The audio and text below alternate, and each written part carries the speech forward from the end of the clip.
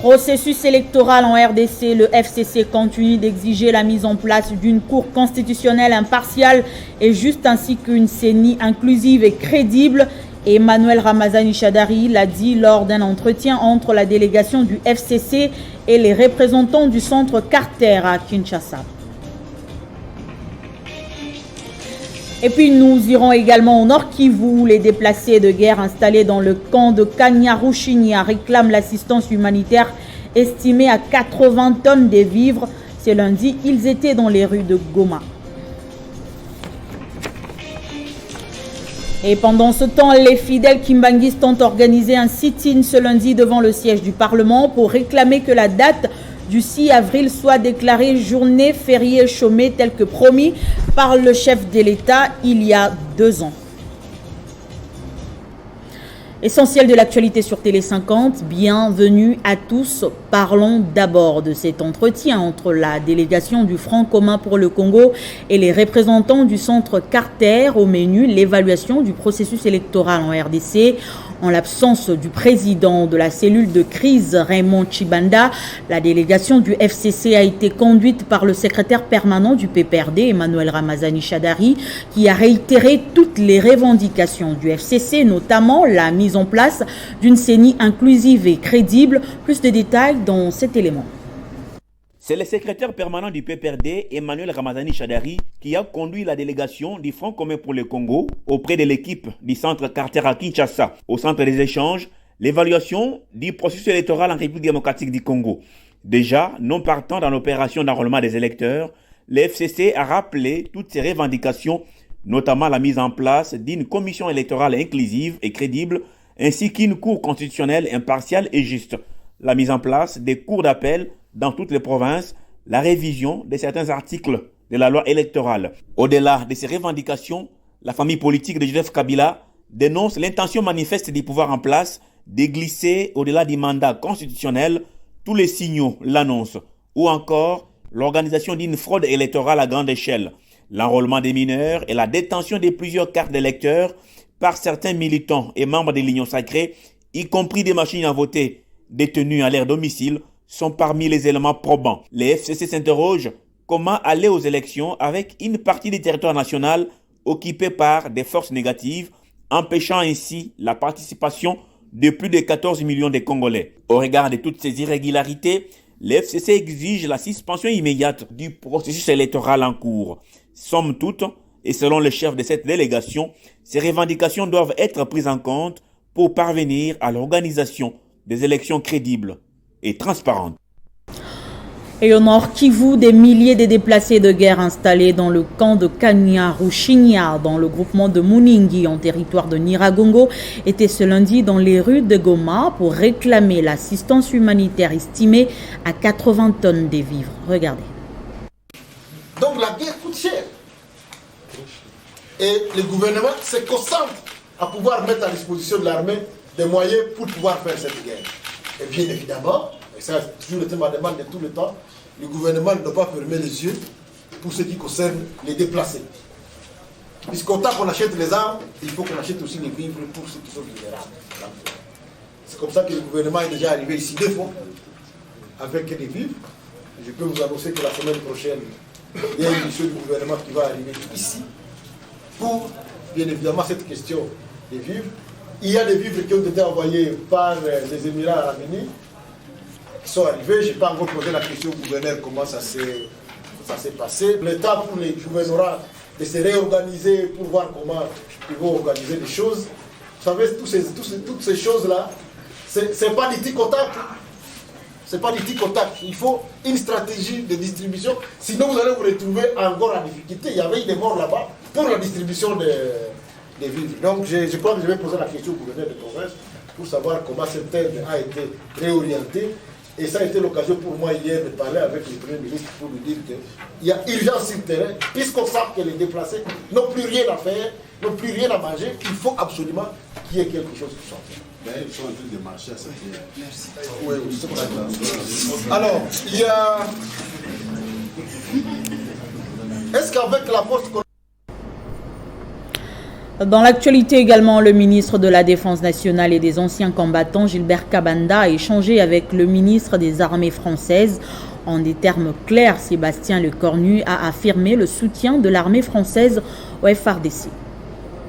En des termes plus clairs, avec beaucoup de conviction, le ministre français des Armées a dit plus haut et plus fort de faire sanctuariser les forces armées de la RDC, une grande armée forte et dissuasive en gestation afin d'assurer désormais la souveraineté du pays, toujours en proie des menaces. Sébastien Lecornu n'est pas allé par quatre chemins. Prenant cet engagement ferme devant les ministres de la Défense nationale et des anciens combattants Gilbert Kabanda et plusieurs hauts cadres militaires congolais. Pour proposer des formations qui n'existent pas encore, comment on va plus loin pour accueillir plus d'élèves officiers ou d'élèves sous-officiers dans les écoles militaires qui sont présents sur le territoire français. Son homologue Gilbert Kabanda devait égrener quasiment tous les besoins pressants pour les FARDC, afin de leur monter en puissance, tel que mentionné dans la nouvelle politique de défense congolaise. Ici est de souligner que depuis sa signature en 1971, la coopération militaire franco-RD congolaise a demeuré sans rupture en dépit de certaines périodes tumultueuses qu'a connues la République. Ainsi, un nouveau chapitre de la coopération militaire entre Kinshasa et Paris venait de s'ouvrir. L'hôte de Makedi Kabanda est arrivé au centre supérieur militaire en Ngaliema, entretien à bâton rompu avec les stagiaires et visite des locaux à cette académie, œuvre de la coopération militaire française depuis des lustres. Et la diplomatie parlementaire et la situation sécuritaire dans l'Est de la RDC étaient au centre d'un échange que le président du Sénat, le professeur Modeste Bahati Lukwebo, a eu avec le grand-duc Henri Albert de Luxembourg au palais présidentiel luxembourgeois. Également hôte des autorités du duché de Luxembourg, le speaker de la Chambre haute du Parlement congolais a saisi cette occasion pour vanter les opportunités qu'offre la RDC. Les deux personnalités dont le grand-duc Henri Albert de Luxembourg et le professeur Modeste Bahati Lukwebo ont passé en revue les grandes questions de l'ère, notamment celles liées à l'agression de la République démocratique du Congo par le Rwanda et les drames humanitaires occasionnés par cette situation. Le Luxembourg étant un pays ami au Rwanda, nous avons demandé que dans ce cadre-là, il puisse demander au président du Rwanda de cesser de faire la guerre chez nous, de faire plutôt la paix. Nous sommes ouverts, nous voulons coopérer avec tous les pays voisins, nous voulons bâtir des projets d'intégration commune, parce que dans une guerre, il n'y a pas de gagnant. Avant cet entretien, le président de la Chambre haute du Parlement congolais a échangé avec le président de la Chambre des représentants luxembourgeois, Fernand Hetgen, ainsi que le président du Conseil d'État du Grand-Duché de Luxembourg. Rencontre ayant permis aux autorités luxembourgeoises de bien s'imprégner des défis que la RDC s'emploie à relever. Occasion également pour le président du Sénat congolais de vanter les opportunités qu'offre la RDC. Je ne savais pas avant cette réunion beaucoup de ce beau pays. Et tout de même, il y a des potentialités énormes. Je crois que ça appartient maintenant au Parlement luxembourgeois, mais aussi aux autres autorités du pays de voir comment on peut tout de même approfondir les relations entre nos deux pays. Il faut noter que Modeste Bahati Lukwebo a fait les déplacements de Luxembourg sur invitation du président de la Chambre des représentants de ces pays, l'un des fondateurs de l'Union européenne. Et puis le 53e anniversaire de l'Organisation internationale de la francophonie sera célébré cette année sous le thème « La culture au cœur du projet francophone ». Le programme des activités a été lancé ce lundi.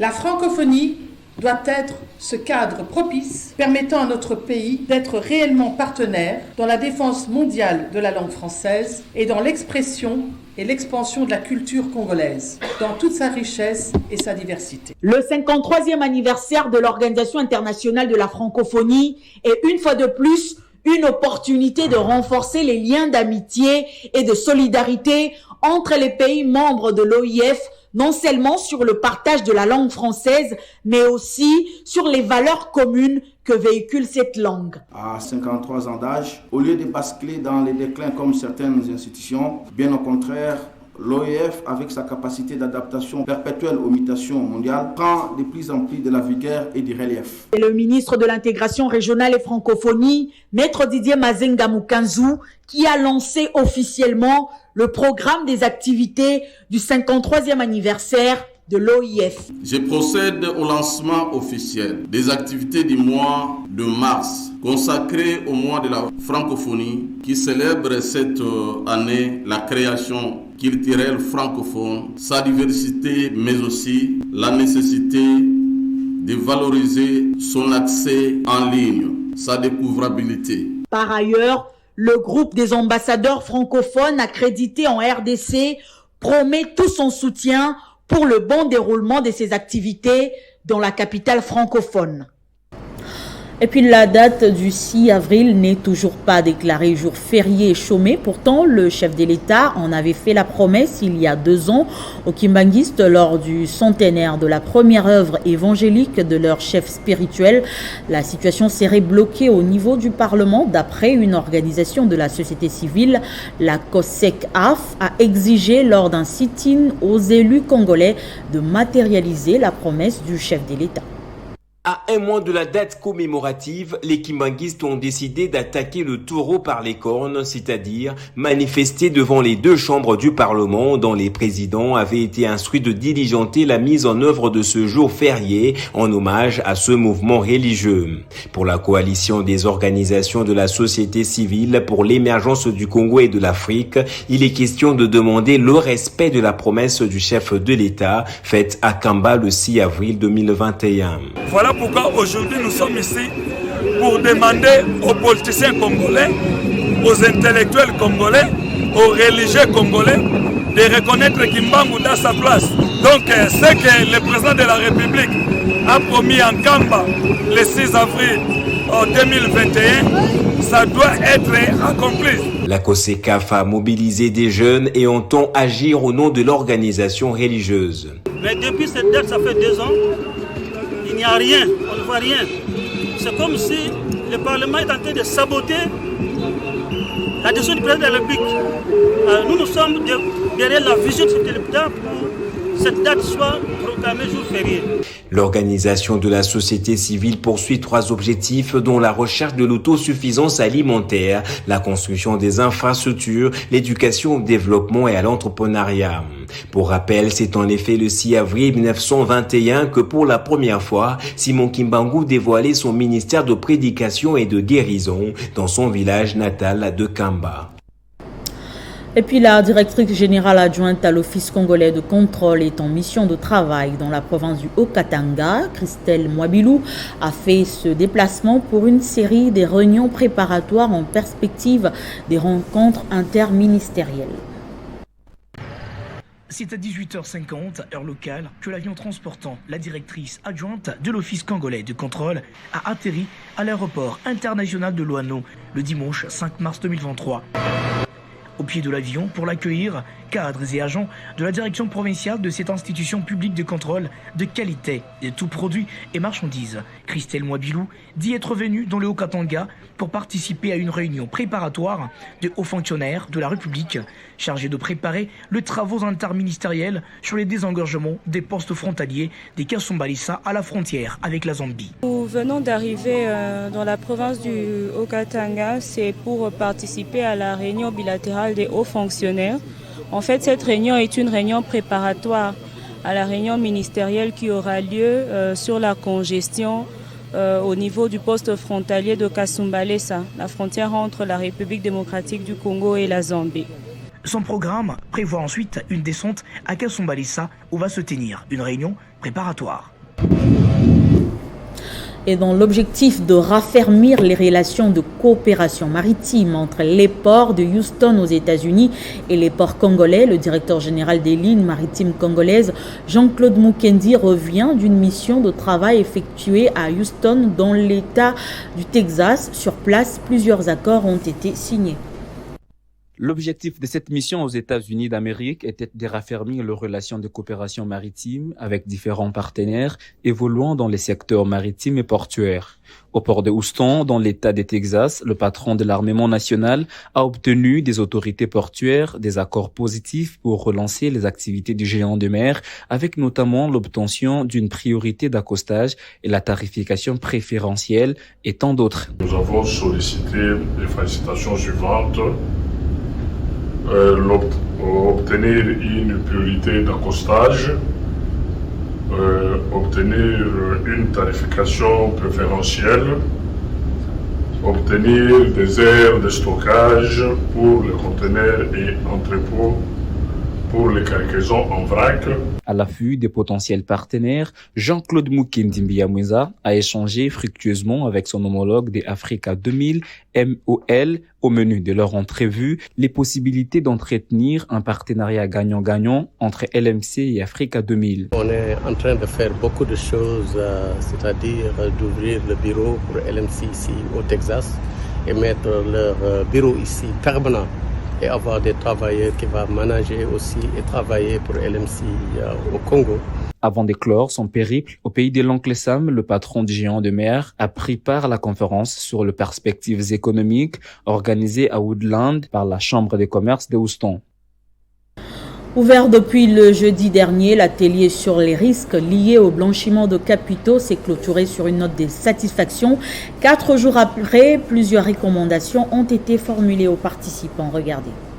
La cellule nationale de renseignement financier vient de clôturer l'atelier de l'évaluation nationale des risques en vue de lutter contre le blanchiment des capitaux et le financement du terrorisme. Plusieurs groupes de travail ont été constitués à cet effet. Le groupe sur le financement du terrorisme ainsi que celui des mines, de l'environnement et des ressources naturelles. Après 4 jours de travaux sans relâche, le secrétaire exécutif de la CNRF, l'avocat général Adler Kisula Bitika Yeye, en a appelé à la responsabilité des participants. Pour le secrétaire exécutif de la cellule nationale de renseignement financier, ces travaux constituent un pas important dans l'atteinte des assignations du GAFI, le groupe d'action financière international. Adler Kisula Bitika Yeye a salué le travail accompli, lequel travail devrait permettre à la République démocratique du Congo de sortir de la liste des crises. À l'issue de cet atelier, notre structure sort très regardée et proposera aux autorités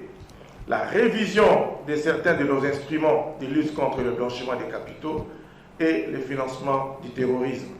Cela permettra certainement à notre pays de quitter dans les délais la liste grise du GAFI, tout en saluant le travail que vous venez d'accomplir. À la fin de ces assises, les participants ont signé un accord de convivialité qui devra permettre de ne pas divulguer les informations reçues au cours de cet atelier d'évaluation nationale des risques. La province de la Chuapa aura dans les tout prochains jours son nouveau bâtiment du gouvernorat. Le gouverneur Pancras Bongo a signé le week-end dernier un protocole d'accord avec le bureau central de coordination. Le BCECO aidera cette province dans la construction de plusieurs autres infrastructures également. Soucieux d'améliorer les conditions de travail de son personnel, le gouverneur de la Chuapa, Pancras Bongonkoy, vient de signer ce vendredi 3 mars 2023 un protocole d'accord avec les bureaux centrales de coordination BCECO pour la construction du bâtiment du gouvernorat de sa province. Il s'agit d'un projet de construction d'un bâtiment du gouvernorat de la Chuapa. Le gouvernorat de la Chuapa fonctionne presque dans la rue et que c'est vraiment une urgence. Le gouvernement central a réagi positivement. Grâce à son expertise et expérience, le BCECO fera en sorte d'accompagner la province de la Chuapa dans la construction de plusieurs autres infrastructures, dont celles aéroportuaires, portuaires, sanitaires, routières et même scolaires. BCECO va nous accompagner presque dans toutes les infrastructures portuaires, aéroportuaires, scolaires, infrastructures sanitaires, routières. Ce protocole d'accord, qui a une durée de 36 mois, n'entre pas dans le cadre du PDL, 145 territoires. Ce protocole a une durée de 36 mois renouvelable. Non, ce n'est pas dans le cadre du 145 territoires, ceci rentre dans le cadre du budget d'investissement de la province de la Chuapa. Vu le caractère urgent du projet, le BESCO déployera ses ingénieurs sur terrain dès la semaine prochaine pour des études plus approfondies. Vous êtes nombreux à nous suivre à Kolwezi, dans la province du Lualaba. La première dame Denise Nyakero Tshisekedi a été accueillie dans cette partie du pays le dimanche par les autorités de la province, notamment les députés provinciaux conduits par Louis Kamweni, président de l'Assemblée provinciale. Dans sa brève allocution devant les Lualabais, Denise Nyakero Tshisekedi a exprimé toute sa gratitude. Pour sa première visite dans cette province, Denise Nyakero Tshisekedi a été accueilli au pied de l'avion par les autorités du Lualaba. L'Assemblée provinciale, sous la direction de son président Louis Kamweni, a été visiblement présente. Les députés provinciaux, les agents, tous en bloc pour accueillir l'épouse du chef de l'État. À cette même occasion, le député Louis Kamweni a mobilisé sa fondation dont la présence a décoré les sites de Mwangeji.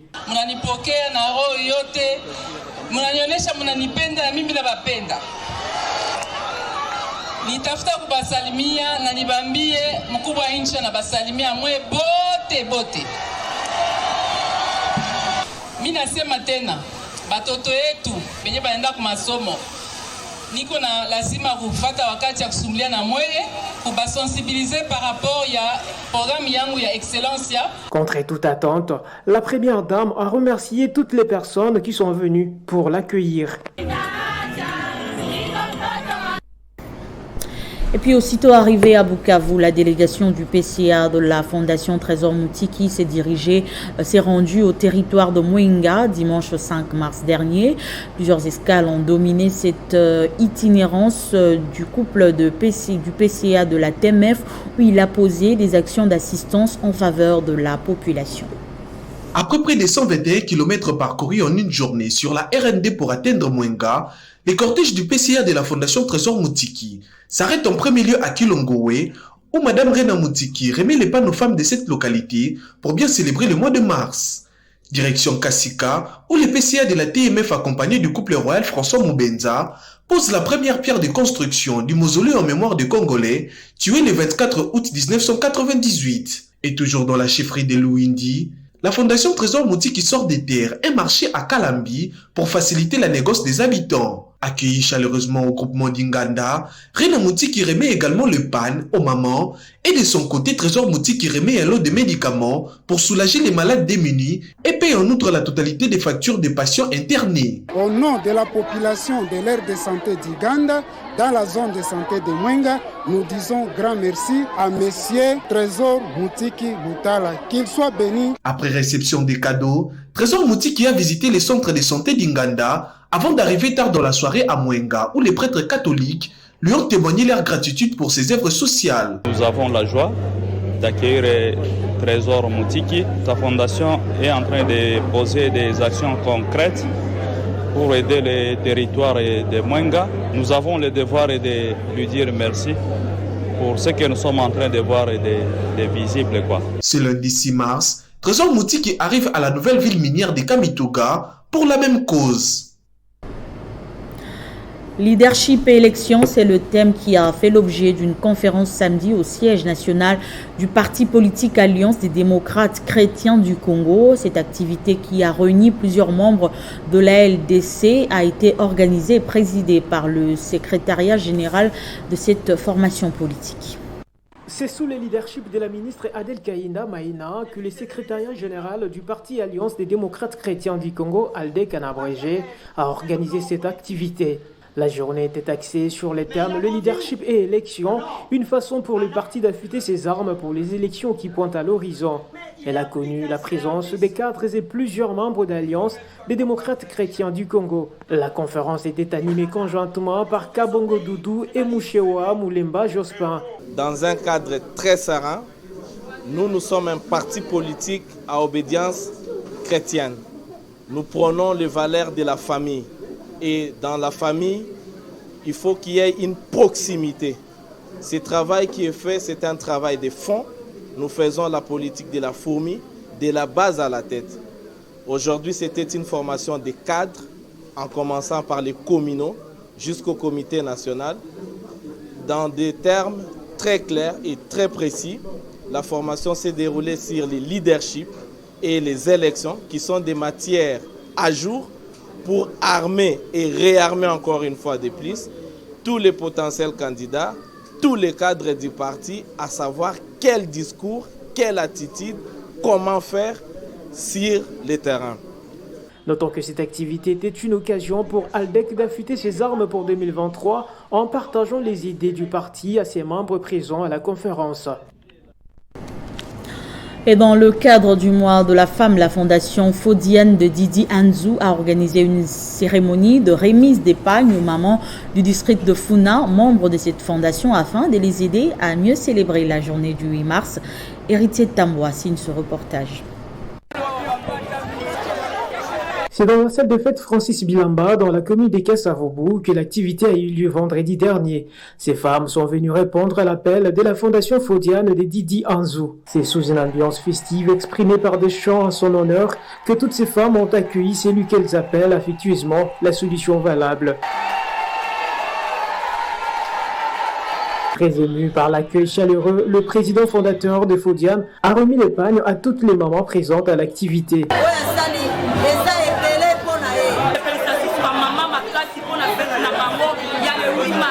Au total, plus de 2600 femmes ont été servies sans inquiétude et dans l'ordre afin de bien commémorer la journée du 8 mars. Aujourd'hui, nous avons eu un événement, c'était la distribution des pagnes aux mamans à l'occasion du 8 mars. Puisque c'est le mois de la femme, on valorise la femme, donc il a fallu qu'on puisse faire ce petit geste-là pour montrer aux mamans qu'on les soutient, qu'on ne les a pas oubliées, nous sommes ensemble.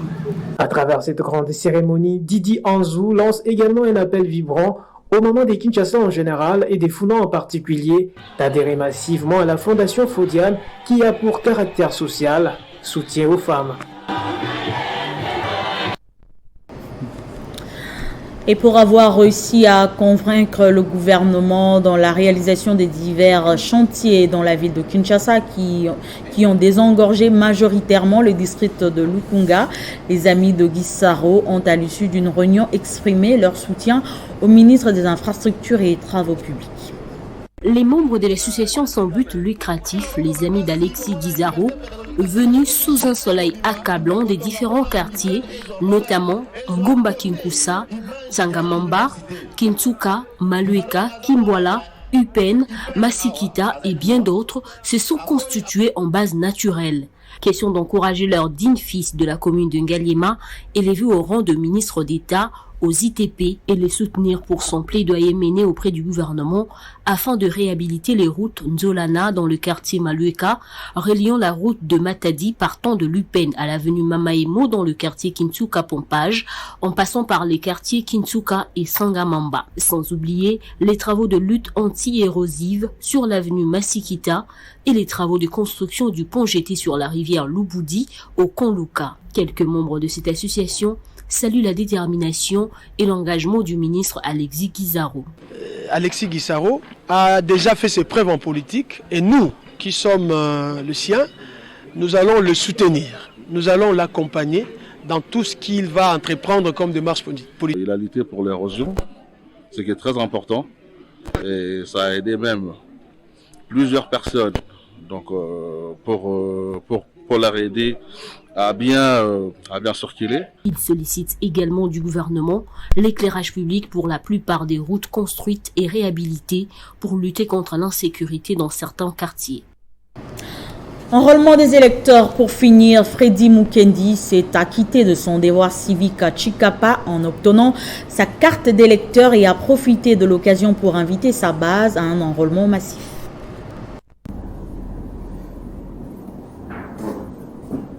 Serpentant les grandes artères de son Chikapa d'origine, Freddy Mukendi s'est fait accompagner des milliers de militantes et militants de AREP, de la ville de Chikapa, pour se rendre au centre d'enrôlement et s'acquitter de son devoir civique et patriotique. Andine, fille du terroir, Freddy Mukendi a dû suivre toute la démarche au centre d'Ibelaï jusqu'à recevoir sa carte d'électeur en bonne et due forme. D'une pierre deux coups, ce cadre actif du parti Agissons pour la République a invité le sien à un enrôlement massif. 2023, c'est l'année électorale. Alors, pour pouvoir voter, chacun de vous doit avoir ce document qu'on appelle carte d'électeur. Aujourd'hui, moi, je suis venu ici à Chikapa, cette ville où je suis né. Je suis retourné vers vous pour pouvoir faire ma carte électorale et au moment venu pouvoir voter avec vous. Je vous demande tous de faire comme moi parce que nous, dans AREP, notre cher parti qui est dirigé par son Excellence Guy Luando Mboyo, nous dans AREP, nous sommes inspirés par la légende du colibri. Ce journal est terminé, place au rappel de titres. Processus électoral en RDC, le FCC continue d'exiger la mise en place d'une cour constitutionnelle impartiale et juste, ainsi qu'une CENI inclusive et crédible. Emmanuel Ramazani Shadari l'a dit lors d'un entretien entre la délégation du FCC et les représentants du centre Carter à Kinshasa.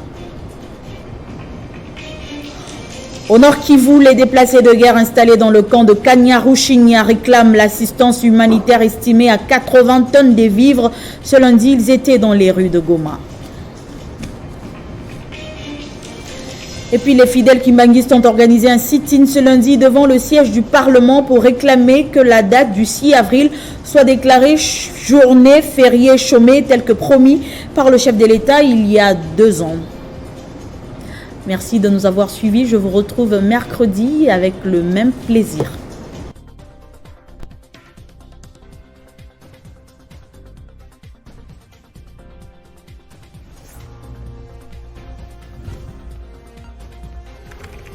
L'actualité reste incontinue.